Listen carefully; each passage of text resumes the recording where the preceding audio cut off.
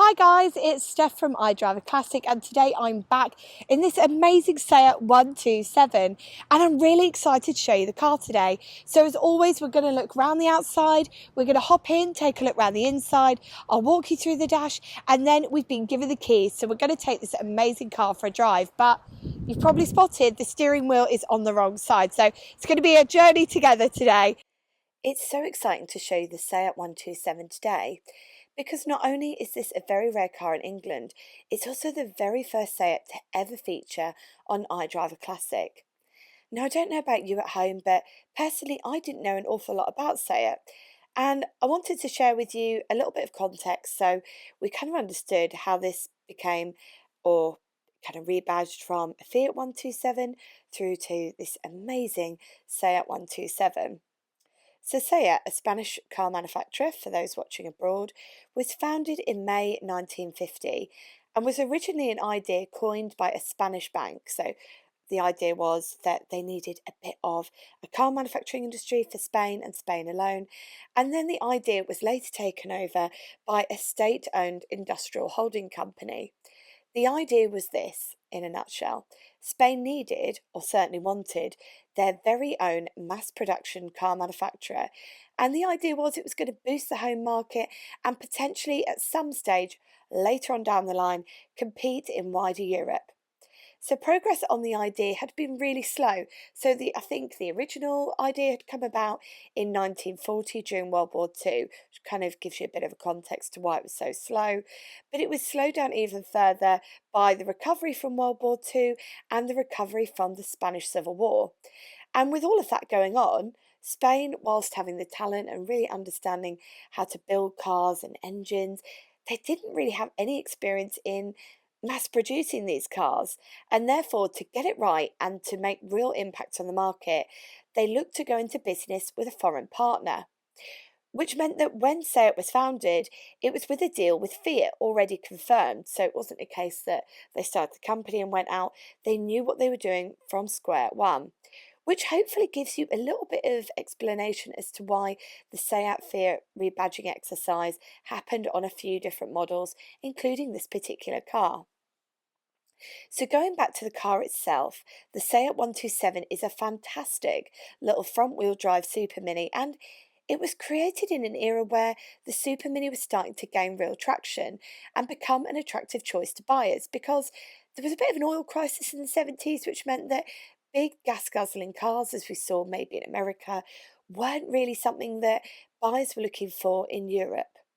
So the cars were made for a solid 10 years between 1972 and 1982, and they were made in Spain to exclusively supply the Spanish market, which might explain to you why, for me, the steering wheel is on the wrong side of the car.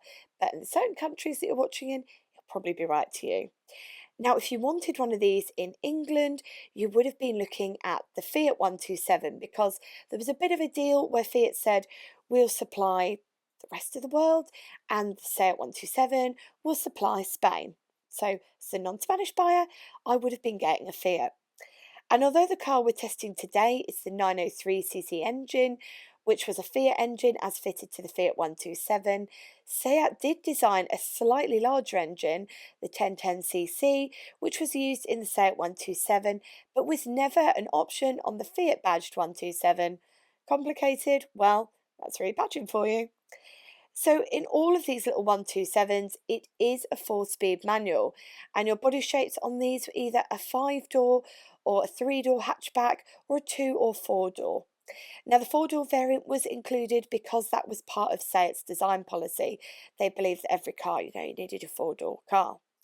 Now, it is worth noting that the 127 was Fiat's first Super Mini hatchback, which was so expertly designed that 80% of its floor space was used for luggage and passenger space, which makes it inside a lot roomier than you think it's going to be. And it also made perfect sense that FIAT picked this particular car to rebadge for the Spanish market. And I think both at the time and now, it really is a Super Mini to be reckoned with. Now, the partnership with Fiat came to an end in 1982, so it won't surprise you to know that the car that replaced this wasn't another rebadged Fiat, but instead the Seat Fura, sorry if I've pronounced that incorrectly, which was essentially a bit of a jazzed up 127, but they really put a little bit of extra design work into it. It's worth looking up on Google if you haven't seen one before. On the Fiat side of things, the 127 ended production in 1983, a year later than Seat, and was replaced with the Fiat Uno. Now, when production came to an end in 1982 on the Seat 127, Seat had produced 1.2 million of these amazing little cars, which marks it out as a pretty successful, iconic car of its time. And for a bit of reference on how Fiat sold these, I think Fiat hit the 1 million mark in terms of sales in the first 3 or 4 years. So across all marks, these cars were really successful. Now, it's super excited to take this car out today. I'm really excited to show you it. But first of all, I wanted to chat to the owner, Alex, because he's come from the mad world of Morris Marinas and he now owns this amazing Seat 127. So let's catch up with Alex. Hello, my name is Alex. I'm here today to talk about my little Seat 127 and how I acquired it. I've been driving classic cars now for over 20 years. When I started driving, things like Mark II Cortinas were easily affordable. You could pick them out of the paper for £300 or £400. I experienced all sorts of vehicles, from everything from Pontiac Trans Ams to Mini Clubmans. Experienced them all. Recently I parted with an Austin Allegro, which was my pride and joy. I had to unfortunately sell that because of financial circumstances. Ended up with an empty garage. So a friend of mine approached me and said their girlfriend was looking to rent a garage and would I consider it? At that point, I didn't have a classic car. I thought, well, that'd be quite nice to have someone else's pride and joy just tucked away in the garage, and I can clean it on a weekend if I wanted to. And then after a couple of weeks, things weren't working out. They wanted to sell the car on, and I took that opportunity to make a cheeky bid and ended up winning the car, which is brilliant. Since I bought the car, I've found out a little bit about it. This being a Seat, it was built under license in Spain. It was an Italian car design, built under license in Spain. There's not too many of these in the country now. They're quite a rare sight, and it's also left-hand drive. That isn't a problem. It took me a couple of weeks to get used to the gear change, but once you get familiar with it, it's nice and straightforward to drive. Parts are readily available, and I was really surprised about this. This car had a huge following. It was produced from about 71 to 82. There's 3 series of the vehicle. You can get things like brake pads off the shelf for less than £20. Brake discs for about £25 each. So it's not expensive. And because they had a huge following, they're built in Spain, they're built in Italy, and they're also built in Poland. The 127P is a common car and widely followed. It has a good cult following. So again, parts are readily available. If you can find one that hasn't rotted out, that's the big key thing. The Italian cars, unfortunately, were known at that point for rusting out. This Spanish one, I think they use different metal at the factory, so it's a stronger build.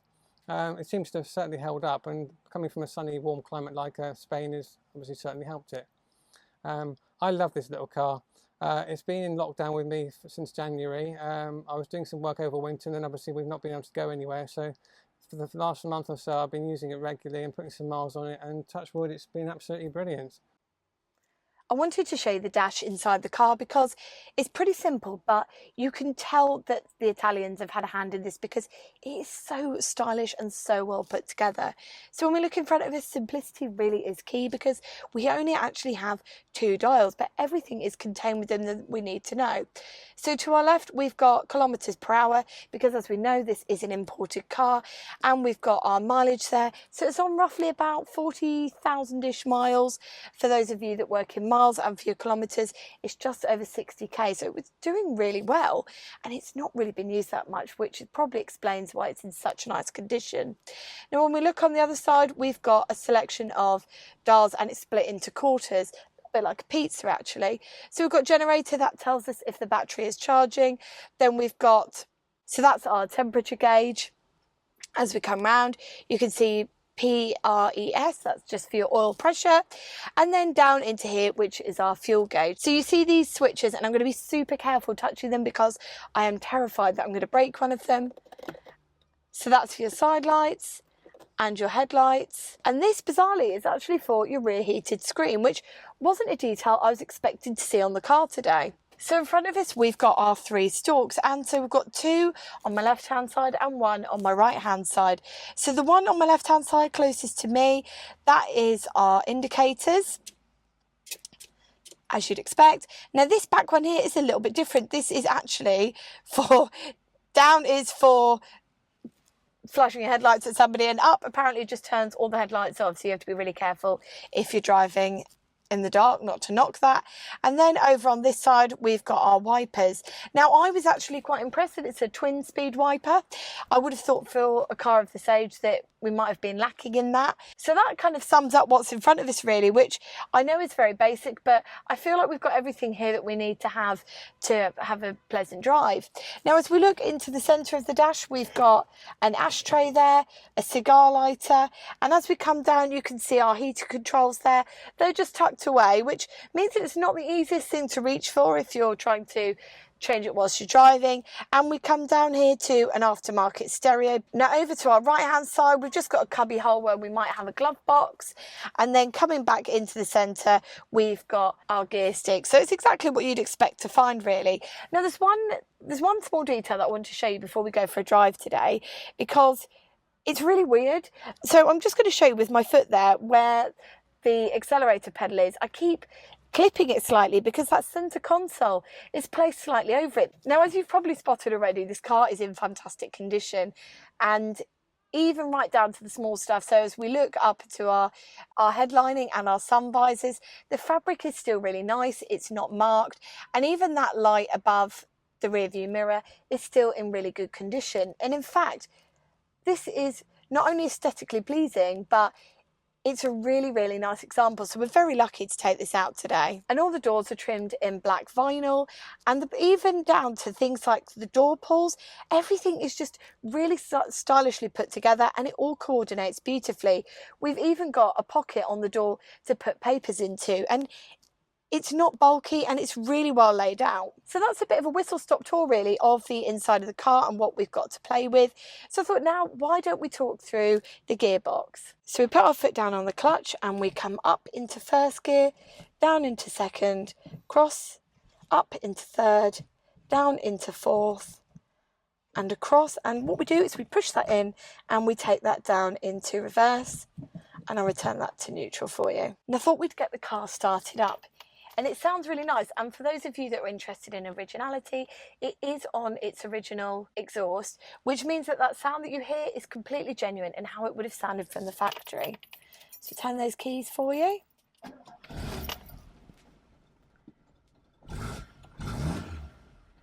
So that's what it sounds like from inside the cabin, but now let's go and take a shot from the back and hear what it sounds like from behind.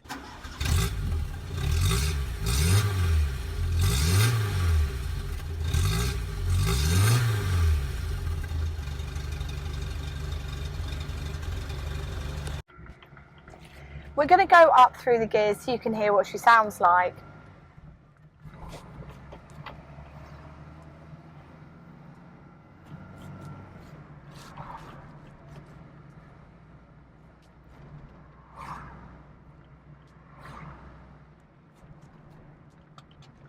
And can you believe we're into fourth gear before we've even hit 40? So we're taking this car out today for a bit of a leisurely scenic drive on some coastal roads, because this car was never really designed for long drives or motorways. It was more designed as an around town car, something that you could use, you know, just to pop about your daily business, but not a real mile muncher. And that doesn't really matter because not every car is designed to be covering massive mileage. And for me, this car is really, really nice. It's nice to drive and it's really comfortable inside. Now, I don't know if it's because we're in a low mileage example or whether it's typical of the car, but it's really, really handling quite well. So as you can see, it's quite responsive in terms of steering. It's handling speed bumps and potholes really well. Again, I don't know if that's because this is a low mileage example and it's been well cared for, but it's great. There's not, you know, you get in some cars, especially of the 70s, and there's lots of knocks and rattles and bangs and clicking noises, and it can be quite distracting sometimes. But in this, all I can really hear is the seat is squeaking a little bit in the front and back.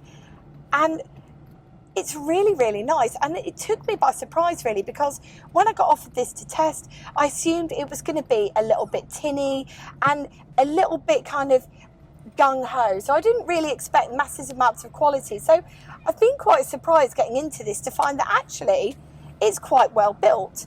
The only things that really concern me about the car are how passengers get out the back, which I don't really like, because the clip is by the front passenger seat, and it's actually quite hard to reach for. I couldn't reach for it earlier. And also, this is a bit of a tricky one, because this is very subjective on my part, is I don't really like the seat belts, because number one, they feel really, really high.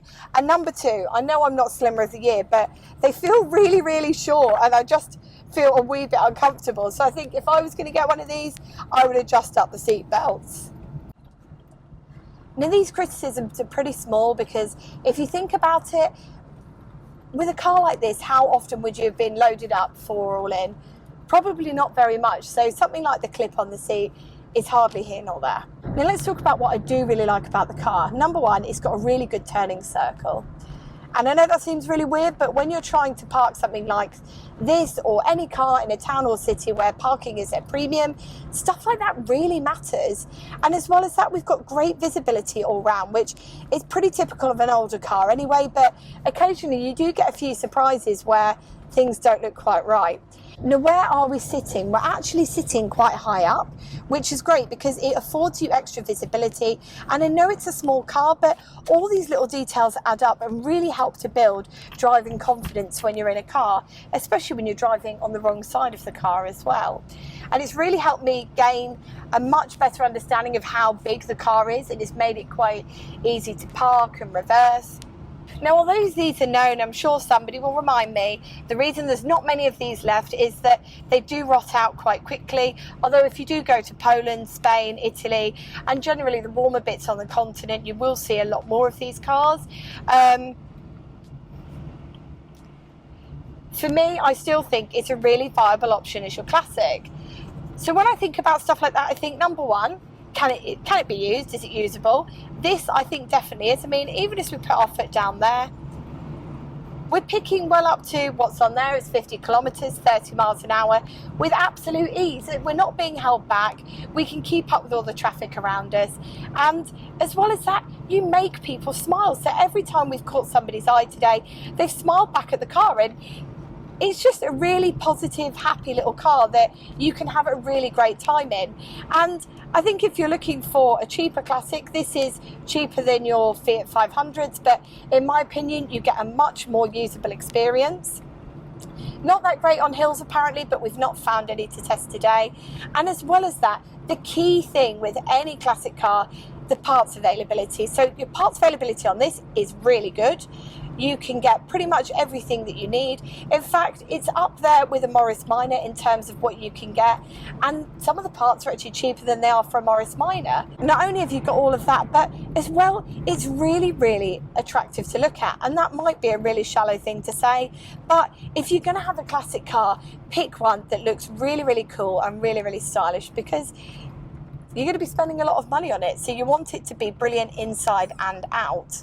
Now, as we come to the end of this video, I really hope you've enjoyed looking at this FIAT 127, or as you might have found it via YouTube, the Fiat 127, because it's been a really, really good car to take out today. And I took out a Fiat 500 last year, which was great, and I thought that was fun. But for me, this feels much better made. It feels far more usable, and it feels far nippier as well. So if you've got a choice to go for, I would say go for one of these, because not only are they cheaper, in my opinion, they're a much nicer car to drive. Now, I really hope you've enjoyed today's video. It's been an absolute pleasure taking you out around the streets of Worthing on this very sunny day, and I hope wherever you are in the world that you are having a very lovely Sunday. Now, until next time, take care and drive safely.